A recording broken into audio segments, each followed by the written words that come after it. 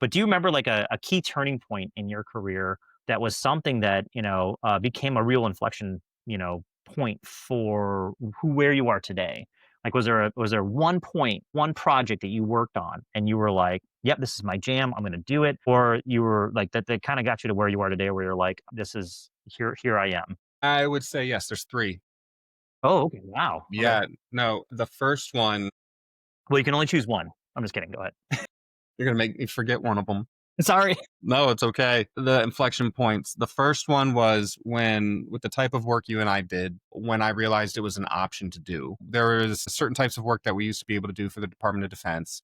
That is, in fact, the whole reason I even became a contractor. That's how Dustin and I met. And there were certain types of operations that could be performed. And while I was in the process of learning about them, and then I started doing them, they made a change where they were like, well, for the foreseeable future, it's only going to be able to be contractors and military people.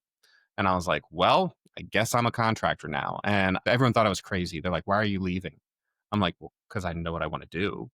And Yeah. they're like, well, but here you have job security. If you're a contractor, you could lose the contract at any time. I'm like, then I'll get another contract. I don't know. But all I Yeah. know is like, I could stay here for the next 30 years in this type of role and be miserable, grow fatter, and die sooner. And so Kat, my wife, was actually really proud of me for taking that leap. She's like, you would have been so miserable now, and we would have been miserable as a result.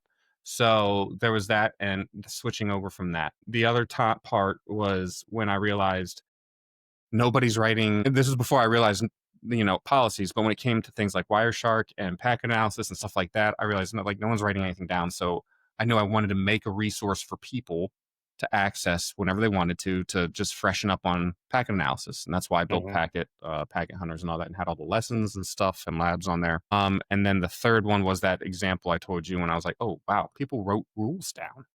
I'm going to find out more about this. And I found out about that in grad school a little after I found out about a little after I'd made packet hunters a couple of years later.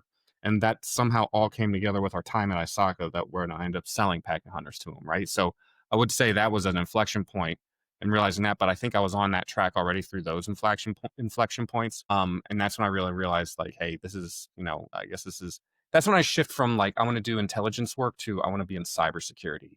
Instead Yeah. of it being like, I want to be in intelligence and do cybersecurity intelligence with the main goal to do intelligence stuff, I decided, I think I can make a whole career out of just the cybersecurity part. And I got to tell you, it's been really nice for the last almost 10 years now, where I've been able to work from home too. That's been a blessing. But I was just happy that could work in places where I could have my cell phone on me all day in case anyone needed me. Because there was most of the time when we were working at any DoD site or in any forts or anything along those lines, where you just didn't have it. Like, if my kids had a problem at school right now, I can just go and get them.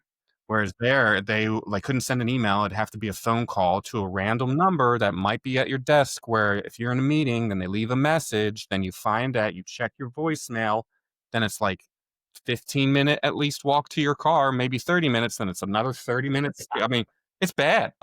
So For I'd those say of you those, who work at the Big Four, you know what we're talking about. yeah. I'd say that was probably my inflection points. What about you?